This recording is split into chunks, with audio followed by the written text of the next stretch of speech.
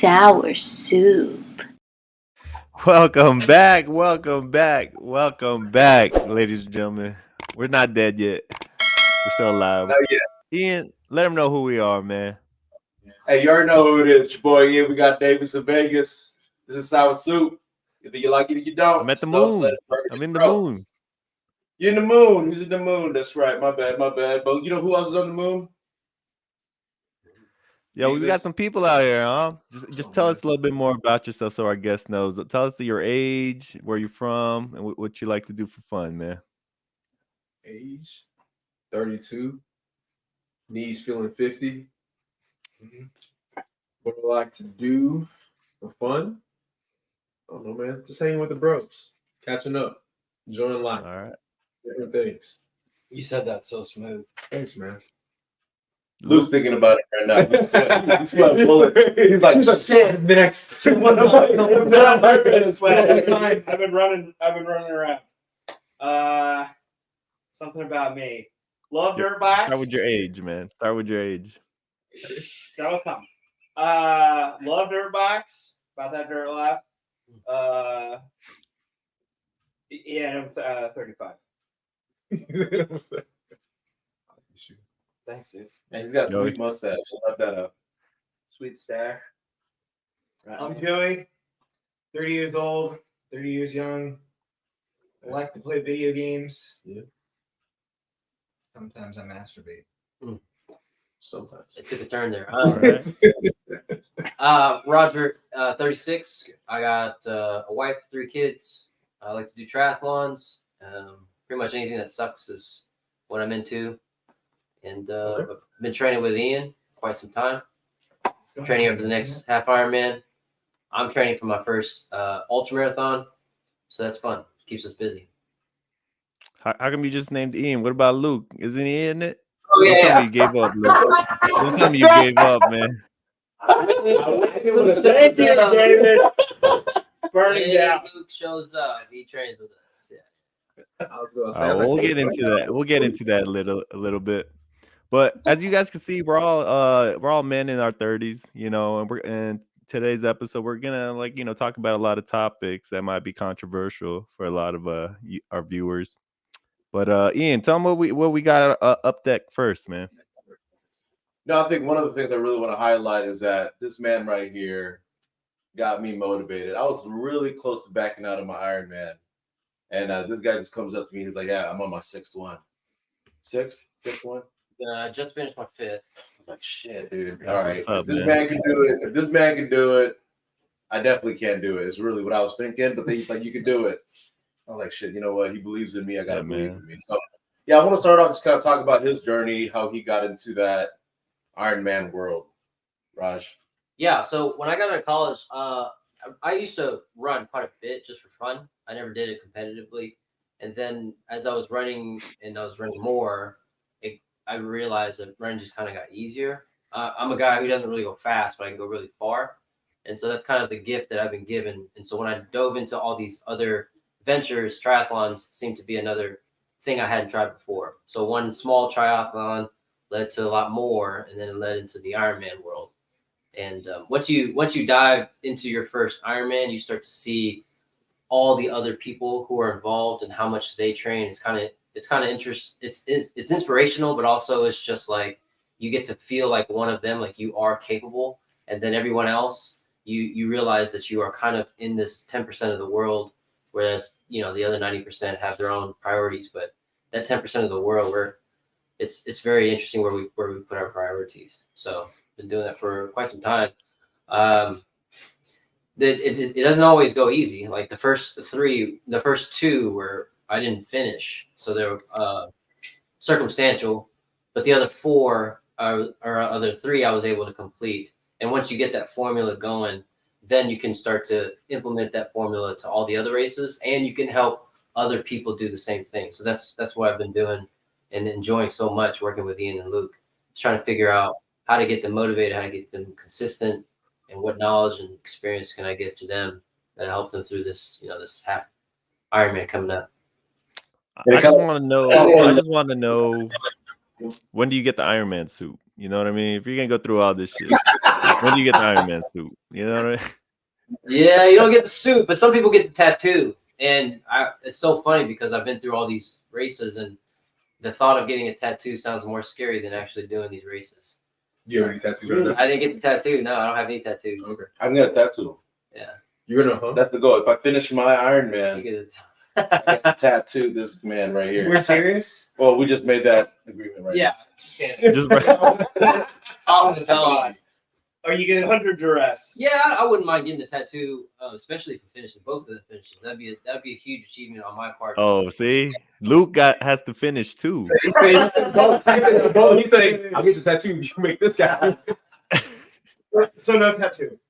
Well, Oh. there's been a lot of surprises lately. I've seen these two really show up on certain events, certain practice sessions, and they've really shown a lot of progress. So for them to be able to show up on race day is a whole other venture in itself.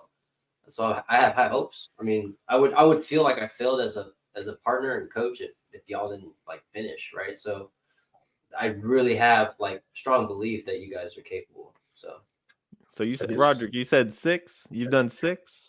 I've done 5. Yeah. 5. That's amazing, man.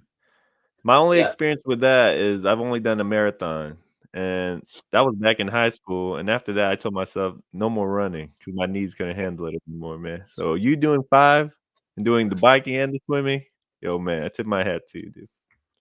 Thank you. Yeah, so I started doing marathons, and I realized I wouldn't say they were easy, but they were easier as the more you get. So I was doing like 1 or 2 a year for about 6 years. I was in Boston. No, I'm just fucking with you, bro. Oh, shoot. That's hard to get it. No, But, like I have a bad ACL. I played basketball. I stopped playing basketball because I blew my ACL out.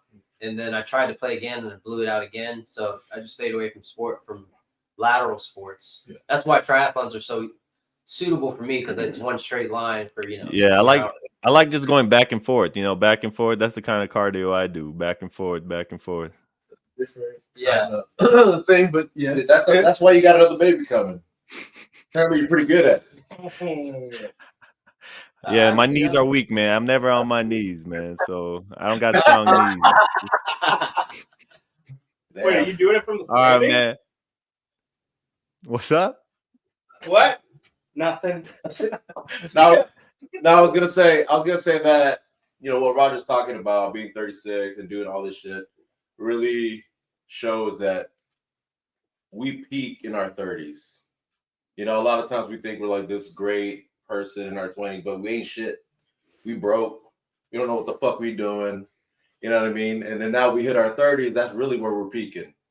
You know what I mean? So now that we're here, we're peaking, and we're married. What are we doing?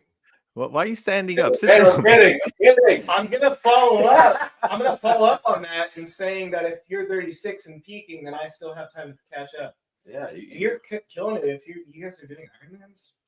Well, that's just one little deal. I think that's just one thing. Yeah, one little deal. But it depends on what your goals are, right? Like, while we get into this, then how about we talk about each of you guys? I want to hear what your definition of a successful man is, or a top 1%. What makes a top a high level man? We'll start with Ike, man, and we'll make our way down. I don't know, man. That's a good question. Something I would definitely want to try and sit down and think about. But I mean, off the dome, I think one of the things that I've been thinking about, just kind of been in a place lately, is more of just thinking. People always say, I want to be happy, right? Like, if I'm happy, that's my level of success. But I don't think anyone's meant to be happy all the time, right? So I think something to strive better for is a peaceful mind. Like, being able to find your place in a sense that, hey, I'm comfortable with who I am, comfortable with the people I have around me and everything else like that. They help me and, sharpen me up and everything else like that. Like you just mentioned, Roger helped to get you into this race in moments where you thought, hey, I might not be able to do this, or I don't feel like I'm doing this or anything else like that. But he was someone that was there to, inspire and everything else like that.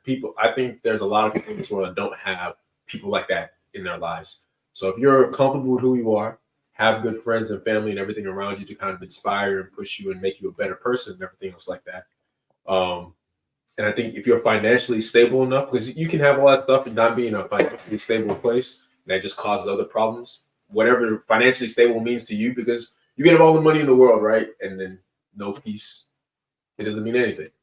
So someone that has peace, family and friends that are important and everything to them, and you're in a good place with your finances and mental. Probably a long way to answer for something simple. No, it ain't a simple question. Everyone has a different definition of what that is, right? And that to you, I think a lot of people can really relate to that. Like, because it really isn't just about money, because you hear people with money kill themselves. Yeah. They're not happy, you know what I mean? It's not, and this is a good point. To a man, nothing's ever really enough. Yeah, it's tough. Because you always need something to chase. Yeah. Right? And I think when you get to that point where like, what am I chasing? And you're just kind of done, I think that's when you just kind of fall apart. Yeah. All right, that's good, man. Luke? I think working to a place where you have time working hard to get to a place where you have the time, where you've gone through the ranks, you've got the ability to take time for yourself and do new things with that money. You know what I mean? Like, you're obviously, clearly you have the money now and the means to do things in your free time. Take time for your family, spending time with your family. I think that's the goal. So I'm kind of basing it off of what I've seen from these guys in the good. They've seen, like, I'm kind of building my own plan for that, because I have the time now. I have the time and I have the means, but I'm not doing anything, and I need to do things. Time's a huge thing. It's finite resource that not many people really have. We don't really know how much each and every one of us do. Oh, yeah. So, yeah. Can you repeat the question? What is your definition of a high value man? But we're talking like in this age, right? No. High value. Just your definition of it. High value. What I'm striving for and like where I'm going and where I feel like I'm heading is my definition, I guess. And what I mean by that is, I won't get deep into it, but like past Joey and like even maybe currently, but I've struggled with mental health growing up, and I've really pulled through within the past few years. So like money and all that, like excelling or like looking for money and like trying to be like this person who's striving, I couldn't even strive for any of that, because when you have mental health involved and like stuff that's like pulling you back, that's like out of reach almost, right? huge You can't even strive for money, and you can't even like put yourself out there if there's stuff that's going on with yourself that's holding you back. But more recently, I've kind of, not going too deep into it, but I've started to conquer that a little bit more, and You stop moving forward. I told you at the beginning, I still do that. That's how I started this. That's how I started the podcast. But like moving forward for me, at least, like I am improving on myself, and like I feel like I'm becoming the person I think I should become. But also, I like you said, I do have good people to look up to. Fucking these guys doing Ironman from the very beginning. I've been for a little bit. Like, I have people to like who I can look up to and I can follow, kind of like see where their paths are going and be like, I can do that too. Yeah. For me, I would say Jocko Willink he's one of those Navy SEALs who kind of went public and became a motivational speaker. And he wrote this book about extreme ownership. And that book itself is kind of what I believe is a strong characteristic for not just a man, but in general, a person. And so I've used that in my life a lot. And I've used it as my baseline and standard for any, now we're on the conversation of a male, right? Of a man. I've used that as the standard for a man. So anybody who is taking responsibility for everything around them, for everybody around them. Someone who can do that effectively and with intention is someone I believe is this, you know, the success of a man. It's a very hard thing to do, which makes it even, you know, is why we hold it so high on the pedestals, because it's such a hard thing to do. Yeah. Who was that? Jocko. His name's Jocko Willink. And there's a book. Yeah, it's called Extreme Ownership. It's one of the best books I've ever read. One of the first books I ever read as an adult. Extreme ownership. Kind of going off of you, Roderick, I agree with you. One of the things I really, you know, when I look at when I meet a guy, one of the things I look for is, are they a man of their word? Because at the end, that's all you got as a man. If you say something, are you going to do it? And you meet a lot of people who say they're going to do something, and next thing you know, they don't do it. And I already know where you stand. So then it's like, okay, I'm only going to trust you this far. You know what I mean? Because as a man, you're the foundation of your family. And if you tell your family you're going to do something, and then you just kind of, you never accomplish it, it's kind of like, that's where everything breaks down, right? Because you're the foundation. That's or 1,000 quits. Yeah, I'd agree with that. He said death by 1,000 cuts, or another way to say it is 1,000 quits. It's kind of like an analogy of what you just said. It makes sense.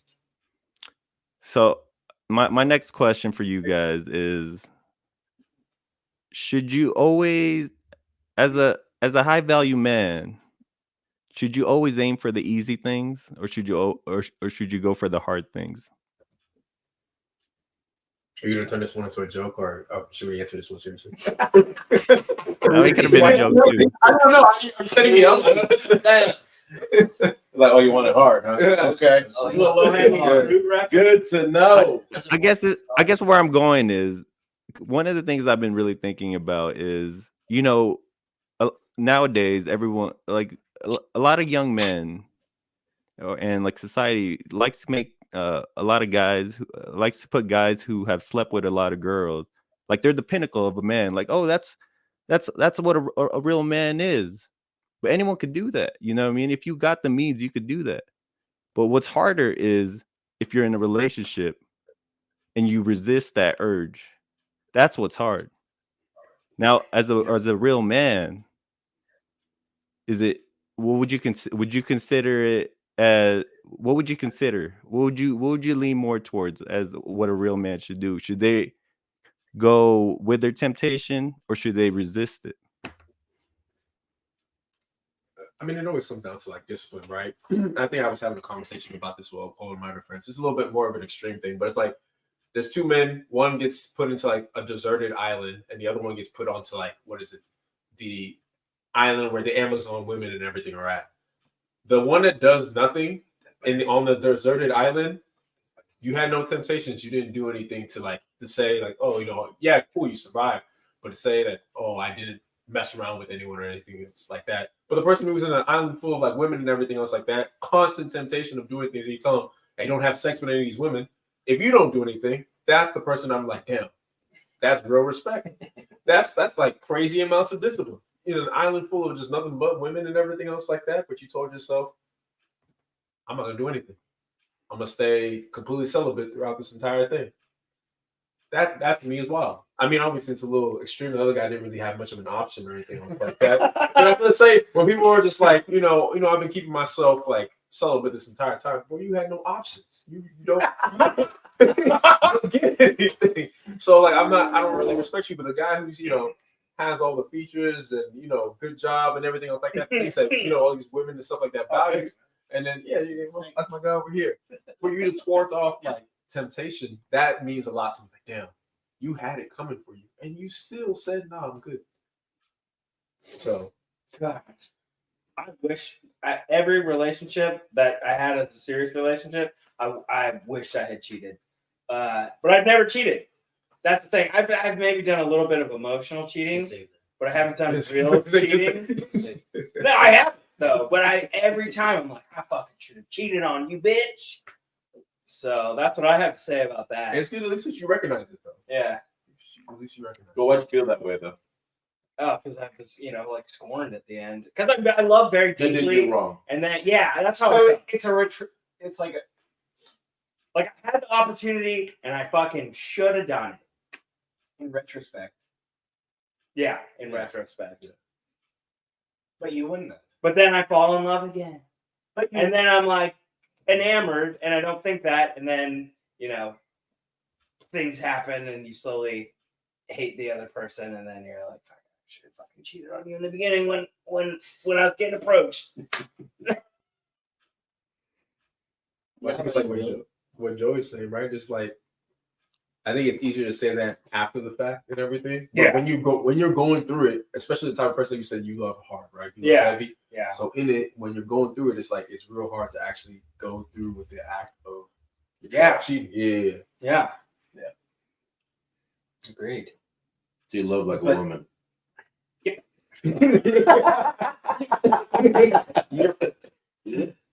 Something wrong with that. Joe. But even as I don't know if I have anything to add after that. Oh, pause. What I'm just sorry. I know I just go. You recently pierced your ears? Yeah. I didn't notice it until now. I feel like I would have noticed, huh? Months. Yeah. When was the last time I saw you? Months. Okay. Halloween. yeah, my ears were pierced then. Okay, but it was really dark. Yeah, it was really It dark. was really dark. All right. Sorry. Keep going. Oh, I was wearing a little hat too. Oh, see, there you go. Thank you. Oh, yeah. You're dressed up like the devil. Yeah. Those pajamas were. You want to tell them about the first I time almost wanted to show up like that in the little jumpsuit when we came here. Anyways, side note. Remember when I first met you at that first Halloween party? What you were dressed as? Tell me, what was I dressed as? What were you dressed as? No, you brought it up. What was I dressed as? You were dressed as Robin. Batman and Robin. Yeah. I was dressed as But- Robin. But which Robin? I was in like booty shorts, like up to here, like Oh. like The original Robin. But you know just what? like But no one knows why Joey does it. I do. He has a huge cock. And he just wears those tighty whities. Why do you know this? I just I tried want to throw it off. Press it up against the he's fabric. the only one who noticed. I was like, why is this guy wearing tight ass clothes? And I go, oh, this man's walking around with a fucking trunk.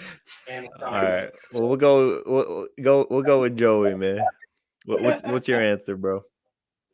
Dude, where are we talking So about? the question is, My tongue? the question is, would you rather go through the path of less resistance, or rather go through a path where you work fucking hard, Soft so that you feel like you earn all the shit? Basically, the underlying question is like, so you work hard and you feel like you earned everything you got. Yeah, I would rather work for it, you know? Yeah. Like, as long as you're honest to, if it's that one woman, if you're honest to her and say, hey, I'm going to dedicate my time to you. Yeah. And you do that, I mean, that's respectable. Right. But from the beginning, if you're in a relationship, some sort of relationship, and you're saying from the very beginning that, like, hey, like, this isn't what you think it is. This is not like a one-on-one thing. Like, as long as you're honest, I think that's respectable. Now you're in this long relationship, right? And this is really what I mean. You're in this long relationship and you've been loyal. You fought your urges. Your wife doesn't take care of you in all the ways that you want to be taken care of. Mm-hmm. You've talked about it. You went through all the avenues to try and rectify the situation. What do you do? Do you then say, fuck it, let me act on my urges since you don't want to be here for me? Right? Rush, what do you think? I'd say my original point about my holding the man on a pedestal is because of his extreme ownership idea, which also piggybacks off of Davis's say what you mean what you say, do what you say, right? Right. So if I say I'm going to be in a committed relationship, I'm going to take ownership of that, and I'm going to stay loyal, and I'm going to take the hard route. If I choose not to create a committed relationship by my choice, and I go fuck around all these other girls, then I still need to take ownership of all the girls that I'm fucking. And that's important because if you're just fucking without any regard to anybody else, you're not taking ownership. You're being irresponsible. So it goes twofold. The idea that in your scenario where you have a spouse who's not taking care of you, and what will you do? Well, if you aren't taking ownership, if you're not communicating your needs, and you're not doing everything you can in your power to create or facilitate that committed relationship, then that's on you. If she's not putting out and you communicated, then it's still your responsibility to end that relationship rather than go cheat and do whatever. So if you cheat, you're taking the irresponsible way out. Yeah. So you're not taking ownership. I want to jump in on this. Yeah. Because if I go from being able to communicate with you and ask you for things and you don't give me those things, I'm turning back into a dog. I don't care if I have to hire a model to come hit on me. I'm going to start making you scared of losing me so that you start clinging back to me. Like I'm going to start being a dog again, doing manipulative shit, not vindictive, you know what I mean? But like working you back into a position where you're giving me the things that I want. Well, this kind of goes back to what I was saying, though, right? It's going back to that ownership, right? Like, yeah, you're telling me all of a sudden she starts acting that way. But who chose her, right? From the very beginning, you chose her. So before you choose someone, shouldn't you have already vetted, making sure you know who she is before you put a ring on it? But people change though, right? Oh, people don't change that much. Like if you really think about it, you're still who you are since you were 8 years old. Sometimes they're good. They know what they want, and then after. But communication, though, they don't sell themselves anymore. Regardless if someone changes, like I would disagree with your point where people don't change. You kind of get an idea of who they are. In my belief, I kind of do agree with Luke that you do see people change. Whether it's a little bit or a lot, they are going to change. Now, communication is still key, which I'm still agreeing with Davis's point. If you are not communicating everything up front in the most direct way, that passive aggressiveness is kind of, in my opinion, the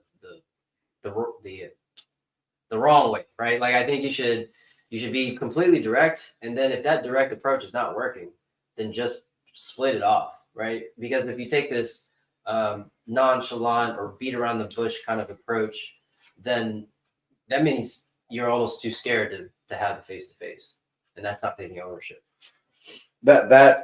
That is easier said than done, though, especially in our situation, right? Especially in our situation. Kids, wife, kids, right? And you can go through all those avenues of like, hey, let's communicate, let's talk about how we're feeling, all these things that we're going through, having issues with. And let's say none of those things get rectified. At the end of the day, you're like, fuck. My definition of me as a man is someone who has a family, supports the family, provides, yeah. That's about to fall apart. Yeah. The definition of me is about to fall apart. You know what I mean? How hard is that? And that's me, for me at least. But for y'all, you're not married or anything like that. So this is the unmarried couch. Right there. Like for you, like let's say you're in that situation with your girlfriend currently right now. Yeah. What's your course of action? Like she's just like, no, I don't want to communicate. Like she don't want to communicate. Yeah, that's a huge thing for me. Like I can go through almost anything as long as we talk about it. Yeah, for the most part. I'm not gonna say it's gonna go through the way that you want it to be, but at least I need to talk about it, right? Mm-hmm. But you cheat on me or anything else like that, it's worth a conversation. It's not a high dice roll for that, but it's worth at least a conversation. If she's not gonna talk about it, then there's nothing to do here. Mm-hmm. Like in terms of like connection right now, would you feel like you guys are pretty up there? Yeah, I would say we're good. I mean, but it's still early on and everything else like that. This is the easier part of things, right? And it's something I have to constantly tell myself from the past relationships I've had. I'm just like, hey, we always need to be communicating with each other and things like that. Like I prefer to know what's going on. There are times you got to take your time away where let me think about this before I say something I don't want to say. But let's always be in constant communication with each other about where we're at. Is she enjoying connection, your new girl? Or is she fighting it? No, she's good. I mean, she's for the most part. I mean, not to put her business and everything else out there, but she was like compared to like her last relationships and everything else like that. She's like, this has been good. Like I feel more comfortable coming to talk to you because even when I tell you something that you might not like, you don't like overreact or anything else like that. You listen. How long have you guys been together? Ike?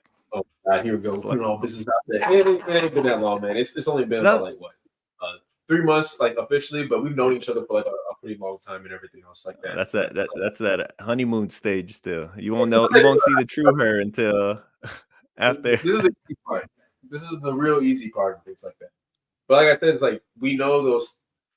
If you've been through other relationships, you know that stuff. Like this is the honeymoon stage. You know there's another piece that comes on where you get to see more of a person as you spend more time with them. Stay in a constant communication with each other. Always check in with each other. Don't forget to like. I think sometimes I told her this. I was like, I want to keep asking you questions, not with the expectation that I already know what your answer is going to be, because then that makes me stop asking you questions and stop talking to you because I'm like, oh, I already know what she's going to say, and then I miss the moments when you change, when you grow, or if you're regressing back and things like that. I miss that because I think I already know everything.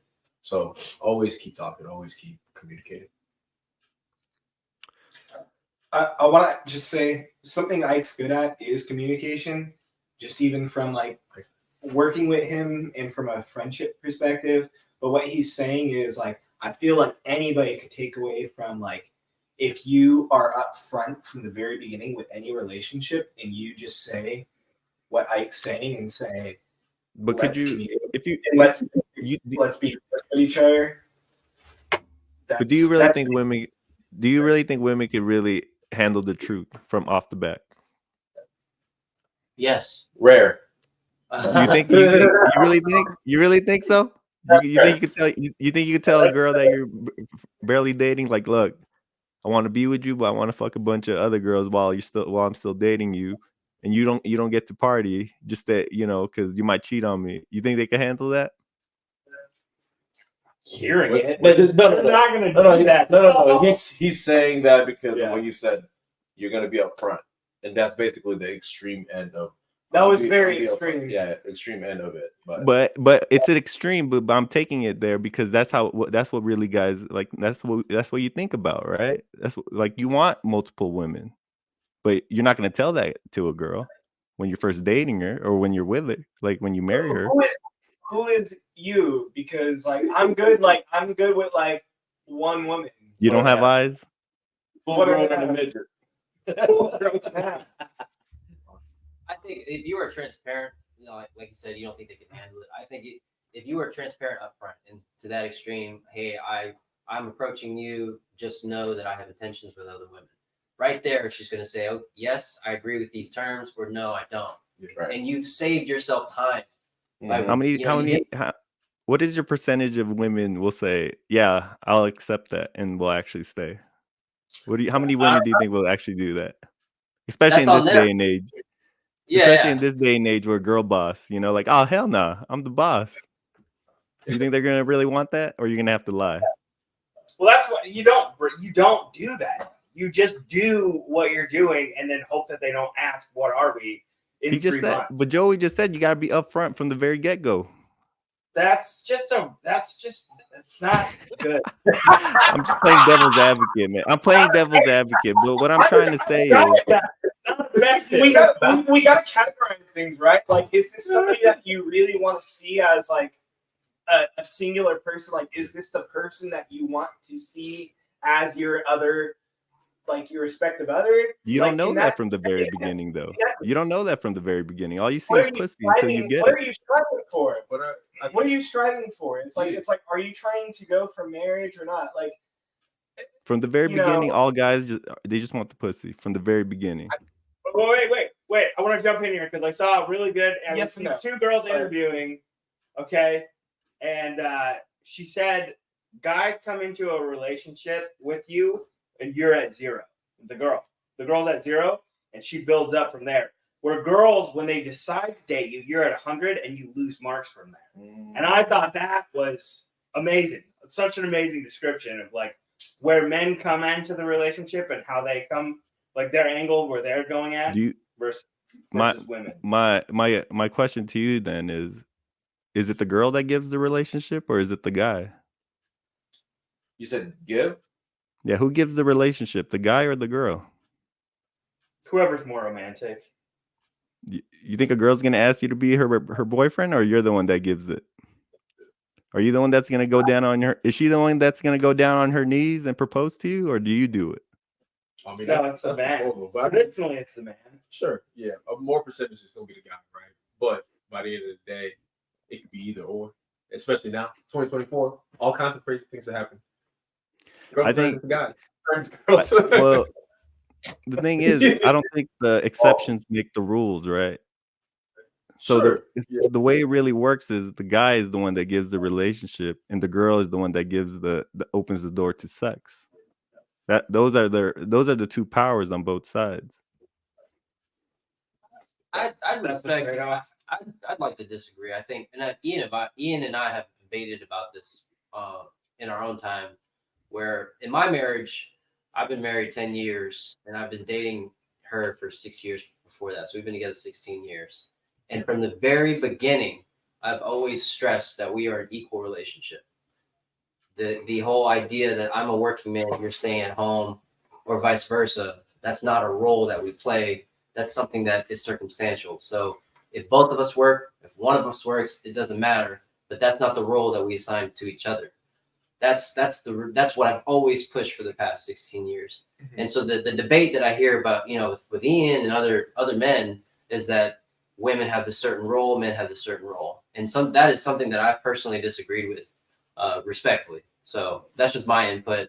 I'm sure there's not a lot of people who think that way, but there have been scenarios where my wife and I have fought because of how much I've pushed equality. Because my wife sometimes believes that there are certain roles that I should play or certain ways that I should talk to her. But in my mind, if we're equals, I don't hold back, you don't hold back, and we need to communicate effectively.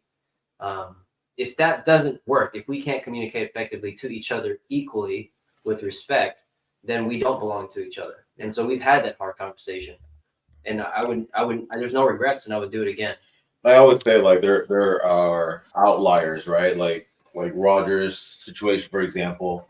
Like, Kat and I have not been tested in that situation, so I can't say. I feel like I want to say, like, Kat would have my back. I lost my job tomorrow. I work at McDonald's. Kat has to fucking go full time. She got my back. I like to say that is a fact, right? As far as I know. Has that been proven? No. We've never been in that situation. Now, I think the best scenario or the best example I have is I've actually recently met a couple that ran through that situation. So this man makes six-figure, makes good money. How old are they? How old are they? 36. So, our age range. Our age, okay. So, yeah, our age range. He makes a ton of money. He supported his wife. Mm-hmm. She's going to school to become a doctor. She becomes a doctor. She specializes. She makes a fuck ton of money. Now, this man is talking to me, talking about she doesn't care about me. She doesn't give me attention. She comes home and she expects me to take care of everything at home. So, again, your situation, rare. I think 9 out of 10 relationships, if the man is not the one providing and holding that power position, that relationship is going to fall apart. And that's what I've seen. So yeah, I was gonna go into that whole gender role, and I wanted to ask all you guys, and let's go down the line first. Do you believe in gender roles? Do I believe there are gender roles? I think there are. Yeah. However, I think along with Roger kind of mentioned, you can break away from that. I think gender roles are just empowered by what we see from society, the things we see growing up, and things like that. So it fills our head with those type of things. If you are in constant communication with your significant other, I think you can get around those type of things. It's like, hey, if we truly want an equal partnership with each other, that's something that we have to discuss and talk about. But yeah, I'm not going to play around like it's not gender roles. I come from like an immigrant family where it's like my dad was the head of the household, and my mom had to do her things and everything else like that to play her parts in the role and everything else like that. And me and my sisters watch that, so that fills our heads. I think a little bit differently and everything else now, but my sisters like going back and talking to them. They're like, yeah, my man needs to buy me the entire house. I'm not paying for anything in the house and things like that. And they're all nurses. They make good money and things like that, but they're just like, nope, that's a man's role to do. And I'm just like, really? I was like, okay, so if that's the case, then you're okay with you stay at home and you cook and clean and do all that other stuff like you watch mom do. Are you okay with that? Because if you're not, I think the part I hate about this is when people try to say, well, I'm not doing that. I'm like, well, you chose to pick gender roles. So the man's going to do this, and you're going to do this. And it really shouldn't be any other discussion about this unless you really want to do equal partnership. Then we got to stop doing all this. All this thing of me taking care of the whole house, I'm not doing that no more. We're going to split this. But it depends on the decision you take. I think that's the biggest thing. And we talked about this in the very beginning. Whatever you say, fine. Say what you want to say. But let's stick by whatever it is that we're saying we're going to do. And that's it. I think the best example is what Luke gave, right? Like the girl comes in at 0, the man starts at 100, you lose points. Yeah. Because if you're a girl and the girl goes, hey, I work at Walgreens, majority of the time you don't care. Yeah. But if a man goes, hey, I work at fucking Dollar Tree, and she's a fucking lawyer, like, oh, fuck this. Yeah. That's the situation we're in, right? Because a lot of times men go in, I know my value, this is what I bring, I'm gonna represent me. Yeah. That's what we come in as. We're not looking for like, hey, I need you to be my equal or more. Women specifically, that's their goal. That's what they look for. Now, again, very rare you have those one-offs like, I don't care, I'm here for the connection, I'm here for the love, and I want to support you no matter what. Yeah. Very rare. Luke. All right, let's go, Luke. Well, Do you believe in gender roles? Do you believe in gender roles? I mean, they're there. You know, I like a certain amount. I like a certain amount of them. I like that I'm stronger than the girl, so I can beat her ass if she gets out of line. We'll delete.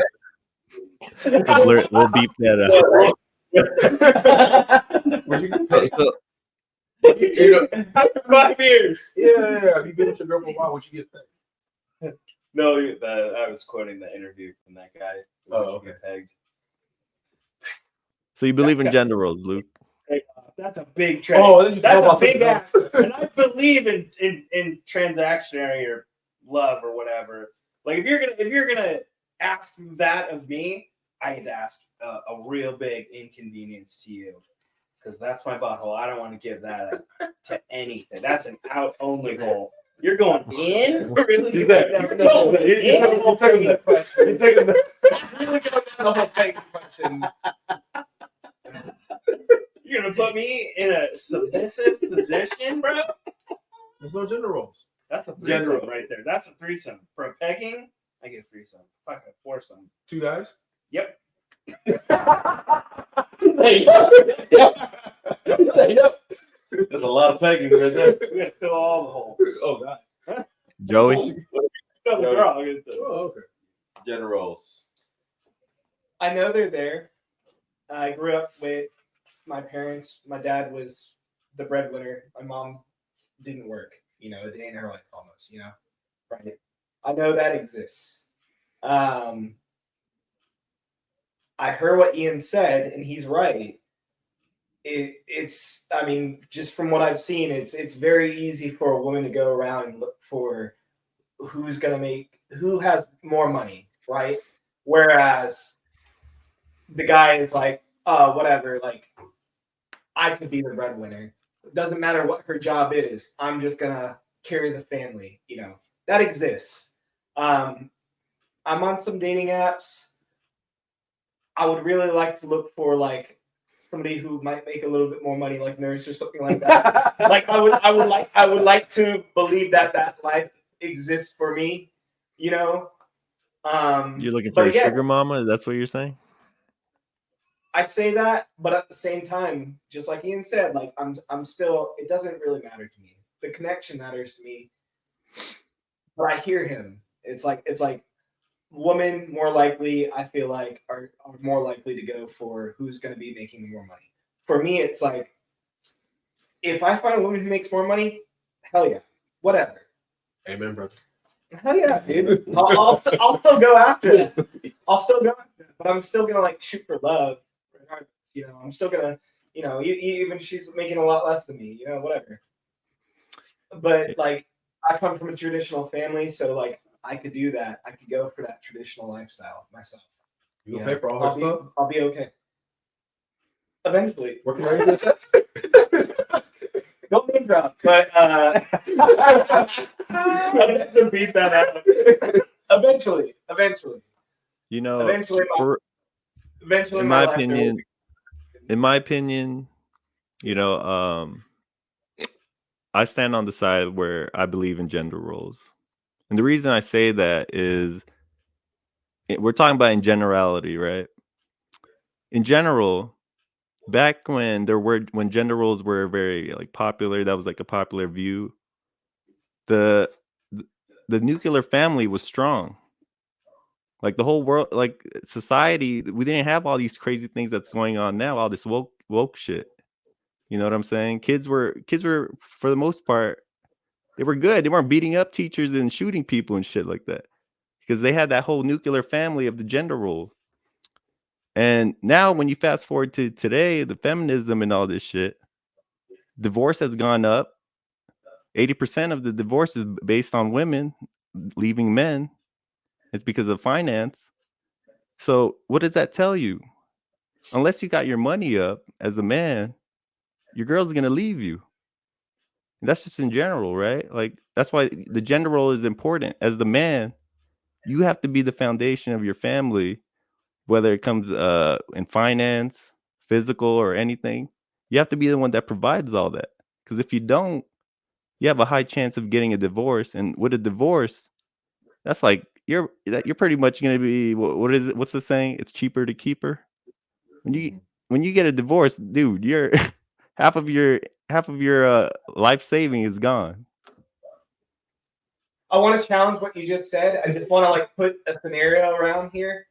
Let's say you and your wife are working, right? You're both working. Maybe you make more money than her.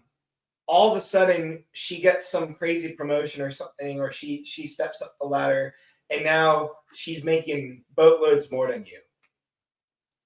As a man, are you all of a sudden feeling vulnerable or something? Or do you know that he loves you? So that goes back to I'll answer your question. So that goes back to what do you call that? Taking accountability, right? In my household, my wife knows it, and I know that I lead the household. We work. She gives it her opinions, and we talk about it. But ultimately, when a decision needs to be made, she looks to me, because ultimately she doesn't want to work forever. So why does she want to take up that promotion? She wants to stay home and raise the kids. So if you were asking me would I feel inferior, like it wouldn't happen because she's not going to take it. She's just not going to make more money. What if that? Sorry, does your wife work right now? She does work. Right now? Okay, but she gets a promotion. She's making more money now. Just because she's going to be making more money than you. Then that means that means I have to make more money. Why am I going to rely on her? So you're going to strive to do that. But now I'm gonna keep striving to make other means to make more money, not just through my work, but other what do you call that? But are you all of a sudden vulnerable if she's making more money than you? As a man, you will feel vulnerable if your girl's making more money than you. That's why you can't let that happen. Yeah. If you let that happen, then for lack of better words, you're a bitch. Y'all need to know my situation. This is gonna be fun. Oh shit! This is gonna be fun. That's a big word. This whole scenario that you're talking about is completely. But we're talking about in general. Okay. We're not talking about if you're fucking sick and shit like that, and you can't really work anymore. You know. Dude, I want to. This is verbatim. The scenario that he's describing is completely applicable to me. And so the background is that. And Roger's not a bitch. Oh, well, you could call me a bitch if you want. I'm saying you're not. No. Well, from what I know of you, but keep going. That's why I felt compelled to kind of provide this input. And so I was an engineer making six figures, and my wife was doing part-time. And she was pregnant with our second kid, about 6 months pregnant. She was on my insurance, and I absolutely hated my job. You kind of know this, right? So what I did was I quit my job, and this is during pregnancy. So I had no plan, and I went to my wife and I said, I have no plan, but I can't continue to work this job and be your husband and live happily. She said, okay. you need a plan. I said, I don't have a plan, but you know me, and I need you to support me in whatever it is I decide to do. And so she committed to that idea that I'm going to figure this shit out. So if we fast forward, now she's in a position where she makes twice as much as me. And I'm in a position where I make half as much as her, but I also work half as much as her. So even though she makes more than me, I have more free time. I run a small business, so I have absolutely all the freedom in the world to make any decision I want with my business. And I don't feel less of a man because I make less money. I feel like I am in better physical shape than my entire network. I feel like I have the characteristics to succeed in any circumstance, whether I work at Dollar Tree, McDonald's, or Procore, or anywhere in these other companies. I have this because I took that leap of faith in myself that I was going to develop who I am in that circumstance. So I don't feel like a bitch because I know that I'm a shark in any water that you put me in. And I've been in plenty of water. So that's why I felt compelled to kind of put that input in there, because it breaks the entire gender role conversation that everyone is talking about. Not necessarily, man. Like I said, you're the exception, dude. But if you were gonna give that advice to any other regular dude and any young dude, they would fail, man. They're not gonna be like you. Most of these guys aren't like that. Most of these young dudes, they quit easily. So for you to just tell them, yo, man, I'm gonna just let my girl take care of me, how does that sound? I'm saying the exception doesn't make the rules. You know, Sure. hey, congratulations to you. You know, that it worked out for you, man.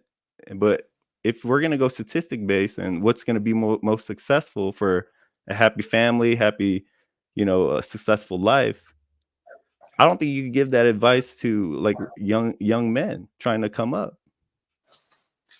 It also goes with the ownership, right? So if I were to ever give that advice, I would not do it without the support of myself, full force, right? Like if I were to tell you to go quit your job, and I do this sometimes, and I say, if you're going to do this, I want you to go and I will help you develop this plan that is all encapsulating of all the things that you should do before you make this drastic decision.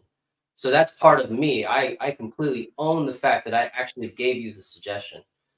And you're right. Like in general, you would not provide that advice to everybody, but you can provide that insight or that idea that it is feasible, that it is attainable, as long as you are constantly owning everything that you do from here on out. And that's why I always come back to that original concept is no matter what you decide to do, you have to be 100% on board with every consequence that comes about afterwards. Yep. I think that's a huge thing. The consequences that go along with any of these decisions that you make. Like if you're okay with like whatever consequences go along with it, you can do whatever you want. But you just got to be okay with the consequences. Don't be like, oh, woe is me type of deal. Like, nah, bro, you know, like this is, you chose this path. Like no one told you to do this or anything else like that. That's on you. Yeah. So. Yeah. All right, man. Well, kind of going to the next topic, man. It goes with it. What do you guys think about how America is now today, man? Do you guys think we're headed towards the right path, or you think we're going down? China's about to whoop our ass. Y'all see these videos of them? You're not allowed to graduate from college unless you finish this physical exam. I'm like, damn, they're about to whoop our ass. They have like, I saw another video today where they have like just like toy weapons and stuff like that, and they're just out in like the city and stuff. You saw that? Yeah, they're like scanning like things for like loot pickups and stuff like that. I'm like, oh yeah, if a war breaks, we are done. These people are whooping our ass. We're done. We're finished. Ian, what do you think, man? Definitely going the wrong direction. We're in a direction where I don't even think my kids' will join the military. Like we're gonna get to the point where people joining the military are just people that are desperate to make a buck. And those people that are desperate to make a buck, those are the first people to run away when shit. The motivation's wrong. You're in it for the wrong thing, right? And I think at some point where America might, I say might because I don't want it to happen. is lose their position as a superpower as a country. Yeah. But what makes you think we're going the wrong way? Just everything that we're teaching our kids, it starts in the school, and that's one of the reasons why I've been thinking about just homeschooling all the kids, is because number one, for fucking whatever reason, they're teaching kids about sexuality at a very early age. Like, why can't we let kids be kids, right? And early on, they start teaching kids to, in some way, not be proud of where they're from. Like, you're American. You should support the fact that you are American. You should fucking be proud to be American. But because we're feeding these kids, oh, it's all these fucking bad things about America. And that wasn't the case when I was growing up. And I'm sure that wasn't the case for y'all when y'all were growing up. They still do the Pledge of Allegiance in school anymore? Yeah. Okay. But a lot of times it's changed. Not so much for Texas. Texas is still America. I'm talking about the rest of the country. Specifically like California. Yeah. California, if you don't agree with your child's, hey, I'm a cat, legally the state can take your kid. Now that tells me that the country is literally putting laws in place to separate families. And how do we stay strong? As we stay together as a family, right? It starts there, right? Yeah. And they grow up in this strong family unit. They stay with that mentality of like, hey, we got to stay together, take care of each other. But we're starting them young, understanding like, hey, that shit don't mean shit. Fuck that. Fuck your parents. Tell the cops that you're getting punished because you're being a piece of shit. Yeah. You know, infiltration or like takeover tactics, right? Yeah. You gotta keep it divided. Yeah, You keep keep them them divided. divided. Exactly. It's easy to take everything down. So I think they're weakening the men for an easy handoff to another country. Easy handoff. Yeah, I think it's gonna be like, oh, we're being invaded, but like really, our politicians are negotiating like, no, we have more power as a communist nation in our positions, so we're gonna just hand it over, go fuck them up. No, that's a good point, because right now they are preaching like being a man, or what we were brought up to understand what a man is. It's like a negative thing. Sure, there are things. Hold on, man. You're getting too fast forward. Go, Joey. What do you think? Joey. I mean, growing up, I think when I was younger, I really appreciated like the United States, like that, like, you know, the whole hand on the heart, here's the flag, whatever, all that stuff. As I got older, a little bit less so. I don't know if that was because of growing up and realizing what was going on, or also because of what was going on and, you know, just the heavy-handed America making poor decisions in a sense. Don't want to step on feet here, but America making poor decisions, really just fucking over some countries just for like oil and all that. That is our bread and butter. We've always done that, I guess. But think maybe downhill. I mean, I think other countries are trying to sort of figuring that shit out. Like maybe we're. But why do you think we're going downhill? We're the best bad. We are the bad guys, but we're good bad guys. You know what I mean? Luke, let him answer, man. Why do you think we're going downhill, Joey? I didn't know you were going to elaborate on that. I wasn't going to elaborate. No, but I want to know why does he think America's going down? You see it, but then I want to know, why do you think it's going down? I think we're just like I won't get too far into it. I just know that This is a podcast, man. You got to get into it. You know what it is, Joey? I might be wrong. Say, I might be wrong. It's because you're white, and America has forced you to feel like you're wrong. Italians aren't white, or at least they weren't for a long time. America has forced people to feel like they're wrong. I don't think that's right. You know what I mean? Yeah. I mean, like you didn't do it. You're not racist. You didn't do anything. Maybe our ancestors did, but that's not who you are. Ian, let him talk, man. No, I can't give him. He's not even white anymore. No, like I'm actually tan.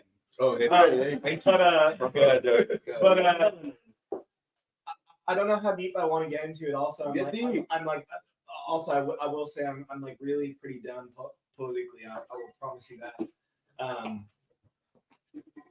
Side note, I just think we're lucky to be in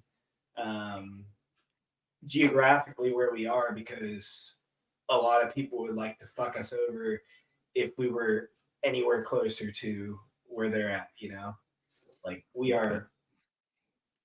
got just like we have so much seclusion, and we're lucky for it. But yeah, we picked some really bad battles.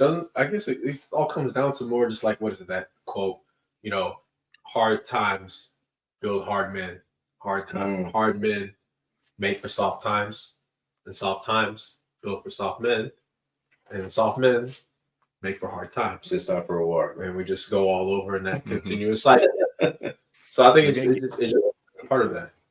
We're about to get into that. So, War with Iran. Roger's point of view. We're going back to the sandbox, baby. Do I think America's gone down? I do think so. My industry is in education, so what I see on a regular basis is the lack of commitment in the youth. It's hard to hold their attention. Social media doesn't help. So if I can't get somebody to commit to something, then then it's hard for me to, or it's hard for a person to commit to their plans, to their goals, to their forecasts. And so if you can't do that much, then inevitably you're just going to go downhill. So on a very grand scale, that's what I see, and it seems to apply to every industry, every government policy. If we can't commit to something and it's constantly changing, then we'll never have a strong foundation for anything. We're too divided, man. Right. We're way too divided. Right. Yeah, that's why we need to go back to war. That was when we were at our best. And even being a Republican, I will say Biden's setting us up to go to war in all of these other places. War with China, war with Russia and Ukraine, and we got Palestine and Israel going on. He set us up. No, not war. Not war brings us together. It's combined hate for a group. It's a common enemy. Yeah. That's all it is. Yeah. hold on, man. Hold on, man. You guys are going everywhere, man. We were talking about Trump. We're gonna talk about Trump soon, man. But just kind of going back to, so listening to all of you guys, most of you guys, one of the key theme that I've been hearing of why America is kind of going down is because of the weakening of men, is what I'm hearing from you guys. And if you study history, one of the best ways to destroy civilization is to make the men weak, because without the men, there's no one to protect the civilization. You see what I'm saying? Gender roles. That's what he's doing. And that's why it goes back to gender roles and the foundation of men. Without men, without that strong foundation, everything collapses. And that's what I'm trying to say. Like, that's how important it is, even in the country we live in. Like, we see it. It's all it's like the feminist movement is so strong. Because it's infiltrated the pop culture. It's in the music. You know what I mean? Miss Independent, everything, like Boss Bitch. And if you try to fight against that, you will get canceled. Well, how about this, Davis? Now that you have a daughter, what are you going to teach? What are you going to teach? I'm going to teach you the right thing. Which is? I'm going to teach you the true thing, that gender roles do exist. And that don't. My goal is to keep her off the pole. If I could do that, yo. Well, I guess now it's off of OF, right? The deciding factor is, if I was a good parent, is to see if my grandkids turned out to be good. Because that's how I know if what I teach my kids actually, what do you call that, transcended what I did, and actually if it ripples down. I mean, that's good. I guess how do you each define? How do you define being a good parent? I guess to the parents in the room and on the screen, what is your definition for, or your sign of success for, I did my kids right? I think, and the reason why I bring that up, like, why is that a deciding factor whether you're a successful parent, is because we all did the opposite of what our fucking parents told us what to do, right? And kids will do that. That's not a deciding factor whether our parents were successful or not.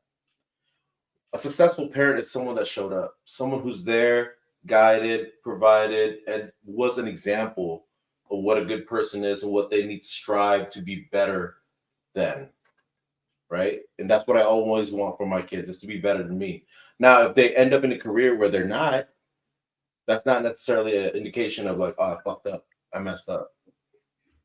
But I did all the things that I needed to do as a parent and show them the way, taught them the things that I messed up with so that they don't have to go through the same pain and struggles. Now, if they choose to do that, that's just people. People just sometimes, you know, and I could say this about my younger brother because I was basically like his dad. He had to learn his own way. He had to go through the path of most fucking friction because he's like, no, I got to do it my way. I'm not going to do it your way because I want to feel like I earned it. And your kids are going to do the same fucking thing, right? Whether that's OF or the pole. But they're going to get there. They're going to get there somehow, some way. And I think Roger said it the best way is like, what's your plan? Yeah, you're going to climb this pole, but what's your plan? Send them to culinary school. My question for you then, Ian, is have you sat down? Well, I know a lot of them. You got one that's about to go to college, but I don't even think she's this type anyways. But have you ever would you sit down with your kids, especially your daughters, and tell them, don't do OF because of this? If you do this and this is the repercussion, bam, bam, bam, bam, bam. Or are you just gonna let them do it and then say, well, you did it? What I try to avoid doing is continuously preaching, hey, don't do this, don't do this, don't do this, because I'm preaching or I'm creating this life of negative message. But more so what I do is, hey, let's do this because the outcome is great. Let's do this because this will make you better. So one of the things that, you know, we're talking about doing the Ironman, dude, if I could back out now without any fucking consequences, I would, because that shit sucks, right? It's a lot. What am I teaching my kids? That they can quit. And I don't want to teach my kids that. They're watching. So they're watching me. They know I'm doing this race. Now, if Dad, come March, oh, Dad, how come you didn't go? Oh, I quit. So I always try to avoid that negative, hey, don't do that, don't do this because it's the outcome. Yeah, of course, the conversation comes up, but more so the conversation is, hey, why don't we do this because you're going to become XYZ. I want it always to be a positive conversation. So my next question is, are you supposed to be their friend or are you supposed to be their parent? Parent, number one, always. Now, there is that fine boundary, right? And, you know, I want Roger's input on this too. It's like his kids are fairly close to my kids' age. There is that fine boundary of, I want to be a parent and you should fear me to some degree. But at the same time, I want you to love and feel connected to me enough to where you feel like you can come to me and be vulnerable and tell me, hey, Dad, I fucked up. I fucking need you. Because the last thing you want, and this is me speaking from experience, seeing my brothers that went through bullshit, become drug addicts, got killed, fucking had a horrible life, that I don't want that for my kids. I want them to be like, Dad, I need you right now. I fucked up. This is what it is. Now, if I continue to preach this or create an environment where like, hey, I'm Dad and that's all I am, they're not going to do that. They're going to hate me. They're going to fear me. That's the last thing. Roger, what do you think? Again, I got kind of a unique perspective on this. I do think that overall you're going to be the parent, but to some degree there is kind of a synonymous approach where how I treat my friends is pretty much how I parent. Like the idea that I'm giving you a projection of what's going to happen if you do this. I do that for my friends, my closest friends. I will lay out where I think the path will go if you continue to make those decisions and what I suggest you do not do or do. Now, I do that with my kids. So because however I treat my friends and my kids are the same, then there's a lot of similarities between parenting and friendship. Of course, you know, at some degree, like my kids are going to smoke, they're going to drink, and I would love to smoke and drink with them. So do you see there's kind of a congruency there where I want to be their friend as well. But at the same time, if they drink too much, I'm going to stop them. If they sniff too much Coke, I'm going to stop them, because that's what a friend would do, and that's what a parent would do. So it's not like you're going to tell them not to do weed, because well, some of us kind of smoke weed anyway. So there is kind of a little bit of a gray area, the difference between a friend and a parent. But overall, you are a parent only because you want what's best for your kids, just like you want what's best for all your friends. That's the way I approach parenting and friendship. Do you believe there would be some level of like fear into raising your kids and things like that? Because I think, again, going back to like the four mentality thing, I was afraid of my parents. Yeah, I think, but there's also a fear in friendship. Like I have friends that I'm afraid to lose their friendship, or I'm afraid that they're going to react a certain way. So I do want my kids to be afraid of me up to a certain extent, right? Like I too, like, well, I wasn't scared of my parents, but on the flip side, my parents weren't around. Do I think that I grew up as a great functioning adult? Do I think I'm becoming a great parent? I believe I am, with the lack of parenthood that I had. So I didn't have that overlying fear of my mom or the fear of my father. What I did was choose my own path and use everything that I learned along the way to help me become the parent that I am today. And so that would kind of be my response to your question. I think my answer is a mix of all your guys' answers. And oh wait, I didn't finish. I didn't get to answer. I didn't get to answer.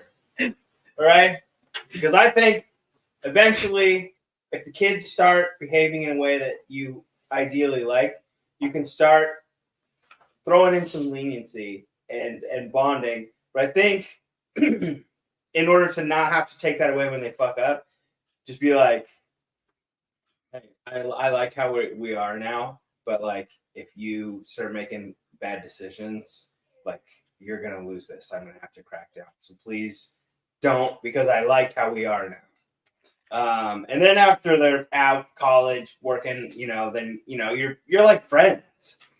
So that's my thoughts on that. The more you know. my thoughts. Wait. You sat down? So my thoughts on that is kind of a mixture of everything you guys said. A mixture of fear. I believe in the foundation of respect is always fear. They have to fear you. But also, I think you have to be a parent, but just to a certain age, right? Like once they're an adult, like once they're off to college, you could be their friends. I feel like that's where they don't really need your guidance as much, and that's where you could start being friends with them. But as long as they're still under your household, I feel like that's where you still got to be a parent the whole time. Like that's where I stand. Like my daughter's only one, so we'll see if my idea changes.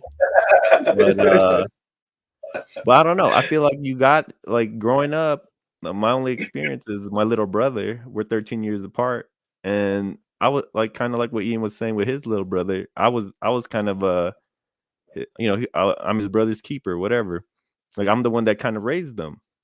And I would like to say, like, I think I raised a good guy. He's about to graduate. He's a computer science major. Good kid, never did anything bad. I was always strict on him. And I don't know. That's the only thing I got.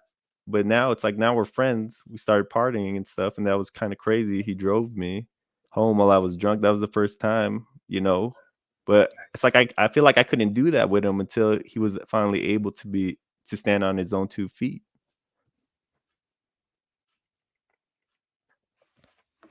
So you felt like at that point the job of parenting was done. You succeeded in what you needed to do. Because I think for me, for like a parent, the thing to like get your child to the biggest dream for your child is, can you stand on your own 2 feet?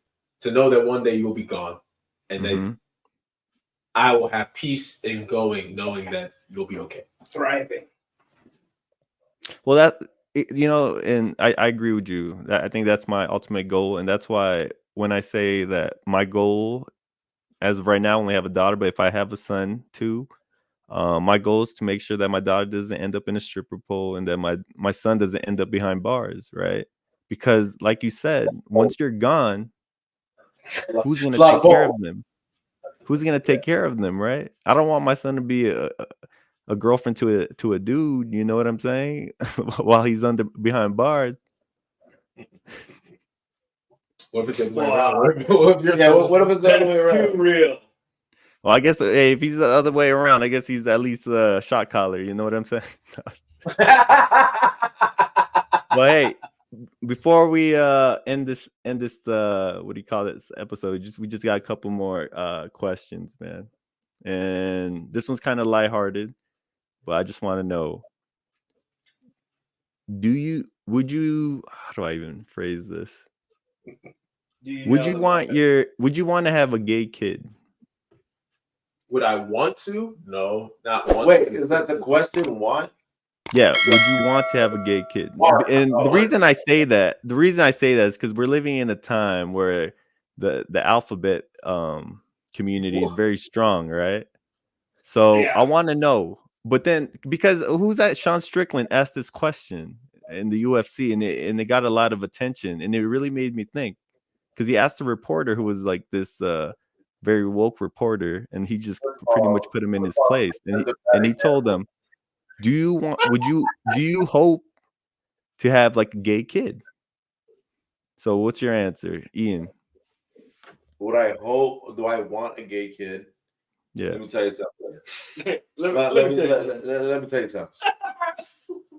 Nobody hopes that, right? I don't care Well, that's the answer, but that's why I just go around the circle. That's the answer. No one ever hopes that. That's because you want a legacy. That's the answer. But I just want to know: would you want a gay kid? Like, do you hope for a gay kid? Like when you're like planning to have? No, like I have a gay brother and I love him, and nothing against gays, but no. But I mean, once they're gay, there's no problem. But I'm saying like, I don't want us to get canceled. But I'm saying there's nothing wrong with being gay. But I'm saying when you're planning that, when you see your family, you see yourself having kids, do you say, "Hey, I hope I get a gay kid"? Does that go through your head? Never. No. All right.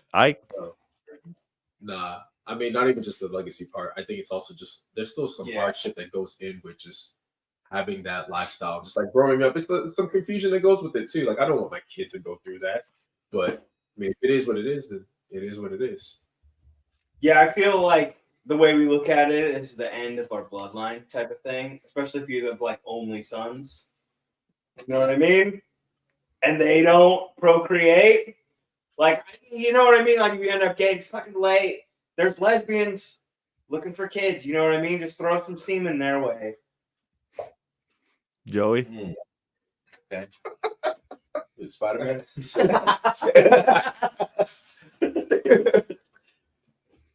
I'm far from wanting kids right now, but I wouldn't want or desire, but if it happened, like, I mean, that's a different story. I wouldn't mind. But, like, wanting is a different thing because, like, there's complications that come with it, right? No, I wouldn't want it. I wouldn't desire that. Right. And what's your reason? What's your reasoning for that? I think that I have seen the complications. I think that's a good phrase or a key word that came out about this conversation. It's not an easy life. You can be happy, sure. You can find your partner, sure, but it won't be easy. And like you said, no one seeks or no one desires that hardship for your child. Yeah. All right, go ahead, drop your bomb. I would say I stand with you guys. I don't think I hope to have like I don't seem like when I have a kid, I'm not hoping for a gay kid. You know what I mean? But I kind of to go against what you were saying, Roger. But if they do turn out gay, I feel like they would have a much easier life than if they were to be a man. I feel like a man has a much harder life. Today, Gay nowadays in this society. Easier You how? could get I away want with to know how you see that. No, he's gonna say. Say it. I want to hear it. what? Like, what makes it easier? I would love to hear that. What makes it easier? Do you to not be gay? see Protect how it. the alphabet group it gets away with murder with anything that happens? They never get canceled. They can do whatever they want. They get sponsorship by Bud Light. They but if a guy says Stick their anything, dicks in front of kids now. That's the crazy part. Who's the Kardashians' husband? Jenner? What's his name? Caitlyn Jenner. But what I'm trying to say is, if a guy, I guess what they're trying to say is cis man. That's all. That's what they call us now, cis man. But all I know is a man. If a real man says anything against it, they get canceled. You get shunned by society, and that's why I think a man's life is much harder. Especially going back to everything we were talking about in the beginning, how you have to be the foundation, provide for your family, all this, and now you also got to watch your tongue. That's a much harder life than if my son was just to be gay. If he was gay, dude, he could do anything in America. But going back to it, like I wouldn't want a gay kid because there goes my legacy. You know what I mean? As selfish as it sounds, like that's my family's legacy. The bloodline, kind of like what Luke was saying, like it ends there. If they don't procreate. I love the Spider-Man. Anyway, All right. you had something? I was just gonna say, again, unless we're looking at statistics, I don't know if I can really like talk on the conversation that much, unless we're like comparing like literally statistics. But I think overall, I hear what you're saying. There's select few cases that maybe the gay kids have it easier, but I think overall they don't. Back in the day, they didn't. But Back in the day, they didn't. Nowadays, they do, man. In this modern society, they do. I still think overall, like we come from like Houston and like where it's like maybe it's just a little bit easier, but like we're talking about everywhere in America. Yeah, bro. Dude, everywhere in America. Do you not see this country? They're gonna go through some shit, bro. There's like the same thing about black people. Oh, trust me, I'm saying We talking about for the same reason. No, like about the same. It's Montana. different reasons, by the way. Yo, all I'm gonna say is if I was gonna be gay, this is the best time right now to be gay, because as you can see in all the the national sports leagues, it's all they're doing is promoting it, putting rainbow symbols everywhere. Even in the hockey team, now they're wrapping their hockey sticks with like a rainbow tape. Dude, it's accepted now. No one, you're still thinking about way back then when that one guy. That one gay guy, he got killed. It was all over the news. They hung him in the gate or whatever. It's not like that anymore.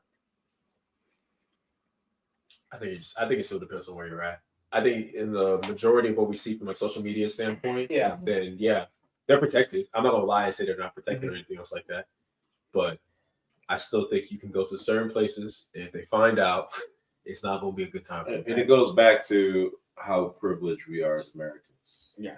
Because I know some people that come from like Dubai and shit, and they've literally been disowned by their own families. But we're just talking. We're just talking about America, man. We're just talking about America. I know, and that's why I say like that's why I'm trying to say like that's why we should be fucking feel so lucky to be in this fucking country, because we get to be a fucking whatever the fuck we want. Cue the music. And I think that's a good segue. I think that's a good segue to who's voting for Trump. I don't even know who I'm voting, to be honest with you. The way I feel about politics now, bro, it's just like I'm tired. I just love the fighting. I think it would be so fun to have him in again. Luke's re-enlisting. Also, he put my country on a blacklist, so they couldn't fucking come over here. So fuck that guy still. Ooh, he's got sure. Oh, he did. Yeah, he put Nigeria on the you can't come COVID? Huh? On the COVID blacklist? I don't think for COVID. I think he just in general. Why is it called blacklist? Ooh. Damn.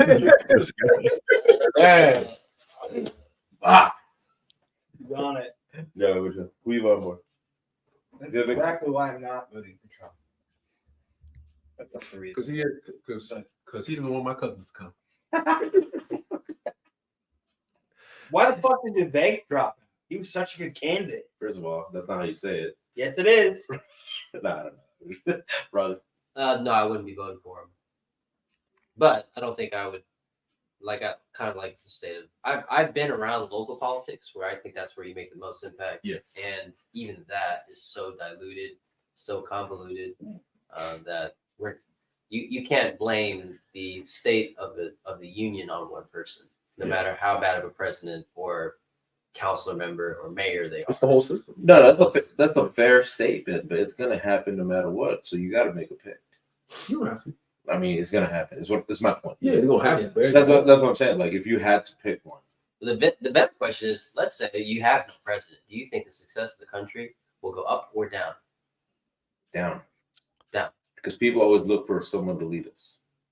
So if you take even the Senate, the Congress, like the communion of people, is that going to be enough, or do you still need that one single person to look above? There's always going to be that one single person because there's going to be that one deciding factor. At the end of the day, you could argue all fucking day. We could fight all fucking day. Someone will be like, hey, I'll make a decision. They're like, all right, well, what is it? Because we're so tired of fighting. Here's the decision. It's always going to happen. And then we don't have a president. Guess what's going to happen to that guy? You know what? Let's make you the fucking counselor. And it's a new title.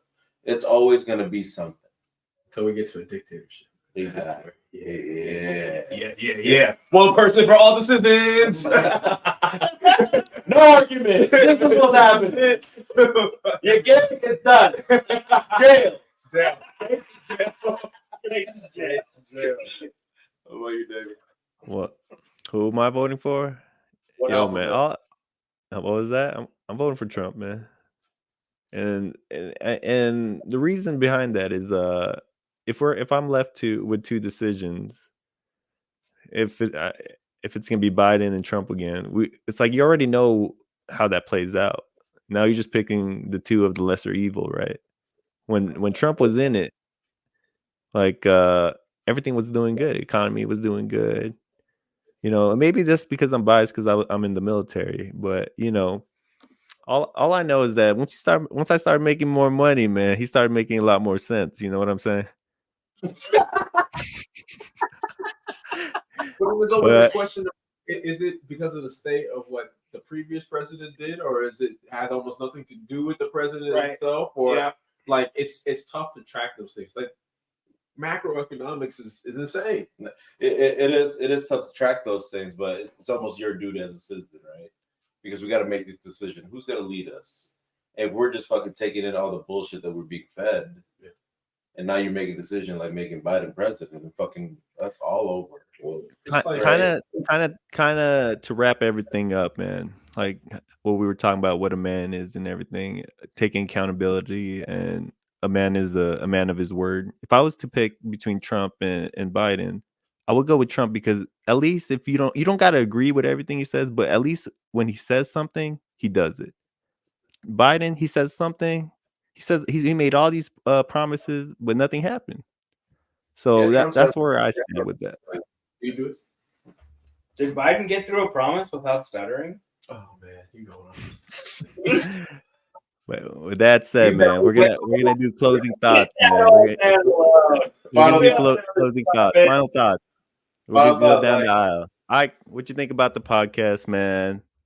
And anything else you want to, any shout outs or anything else you want to talk about? I don't think I want to find on this. Why is the R word? When did it become, and why is it a bad word? I still like midgets. Why is midgets bad? I said midgets the other day. Someone said you can't say them. Like, I love that. That's what I mean. That's what they are, right? Like, what is it? What am I supposed to say or not say? Right. Little people. We'll take note of that. We can talk about that next time. That's the last word. I agree. Luke, last word. Last words. If you ain't using baby wipes, your booty hole dirty. Oh wow. Ooh, bidet. We got a bidet. Bidet. Yeah, you're clean. Or shower afterwards. That's it. Yeah. Like, Very complicated. Just even the excessive rules, man. Yo, last word. I said some things maybe I shouldn't have. Retard. And if I was if I had a stronger social presence, maybe I could have stuck to my guns and it would have been acceptable. Listen, it's like because you were That's drunk. what I think. Clearly, you were. I under say the what I said influence. because I say that shit around my friends because they know I'm joking. Yes. I'm not even joking. I just don't know why it's bad. But keep going. But that's what I have to say. All right. Podcast was good though. Yeah, some good questions. Thank you, Davis. Roger. Yeah, I would. My last thoughts is just no matter what you do, own it and back it up, back your words up with action. It's kind of, I mean, every conversation we had is based off of that. So stick to your guns. Yeah. Ian. Shit, I wasn't prepared for this one, even though we do it every episode. Last words. Do the right thing. Do the right thing. Be a man. Be a Be man. a man. Do it right. Be a man. Davis, what you got? Hey, I just want to say thank you guys for coming out, man. I know we asked some difficult questions, and I just want to, give you guys props for answering it. I know it was probably difficult for some, but for real, man, we need more conversations like this to get the ball rolling. You know, people need to hear this, especially young men, I believe. Just so they know what the generation before them thinks about, and they can make better decisions off of that. But with that said, we are gone.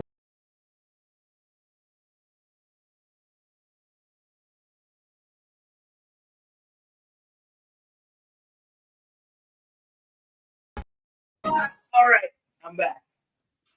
Good job, guys.